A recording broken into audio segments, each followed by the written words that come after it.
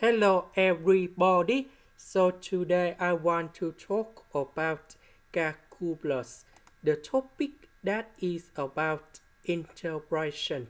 So now I want to show you how to answer. We can use about integration by substitution. So I will put about u equals to this one. Later that, we need to do first the derivative for the both sides. This one we have 2x. This one that is about the constant, so you got number 0. Because we don't have number 2, so we divide both sides by number 2. So this one we change for u. S, the s we change for this one.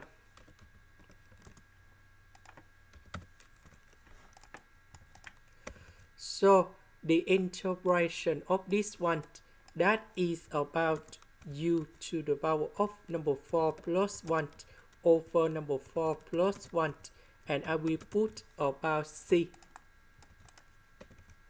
So this one that is about number 5 and number 5. About u, that is about this one. This is the end. Thank you for watching.